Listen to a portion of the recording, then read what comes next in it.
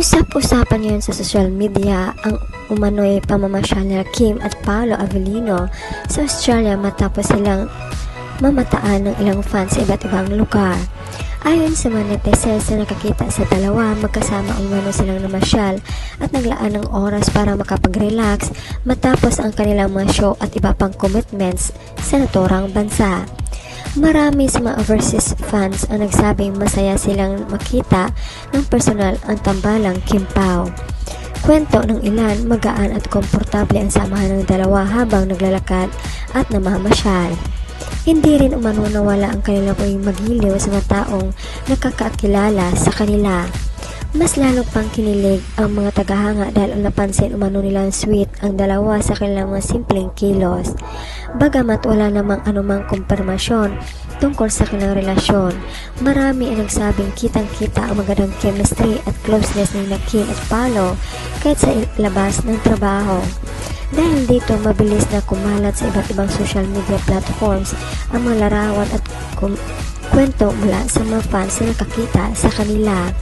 Marami ang nagpahayag ng suporta at nagsabing natutuwa silang makita ang dalawa na nag-enjoy sa kanilang oras sa Australia habang nagpapasalamat sa mainit na pagtanggap ng Filipino community roon. Sa ngayon na natiling tikom ang bibig ni Kim Chiu at Paolo Avellino hinggil sa makumakalat at nausap-usapan. Gayon pa man, patuloy pa rin umaasa ang kanilang mga tagahanga na balang araw ay maraming detalye tungkol sa kanilang espesyal na samahan. Heto ang komento ng netizens. Tsaka ikinuwento naman nila sa stage na tinanong siya ni Kim ng pinaka-sweet moment niya sa Sydney at sinagot siya ni Pao na ang pag-walking nila sa bridge at isa daw ay di niya pwede sabihin. Hay nako, slowly but surely Kim Pao, ganyan lang kayo lalo kung mapinch ang asawa ko sa kilig dahil sa inyo, sige, make us happy. Talaga naman ang sweet, I'm happy for them. Tinadhana talaga sila. Hindi naman tinago nila, kita naman natin di lang tayo satisfied dahil through action lang pero halatang halata na talaga. Ako naniwala na ako nakasal na yan ang dalawa kasi alam na namin noon pa si Kim ay hindi yan talik. Sa hindi siya siguro may double yan sa ngayon. Si Pao na wala ng double dahil mahal niya talaga kaya sumugal siya. At sa pagsugal niya, nanalo na rin siya. Gaya pareha sila ni Paolo na masarap daw halikan ang taong mahal mo.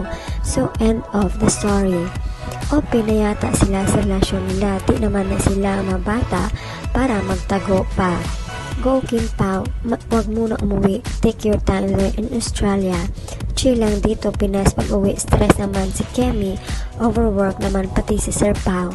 Yes, mas maganda doon sila sa ibang bansa mamasyal dahil malayo sa mga marites at mga pakialamera dahil ang ibang lahi ay hindi nakikialam sa kanila.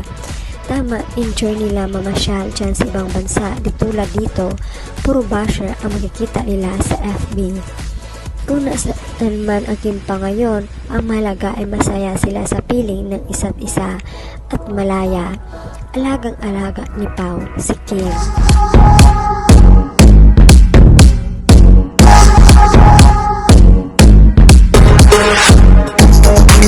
Oh,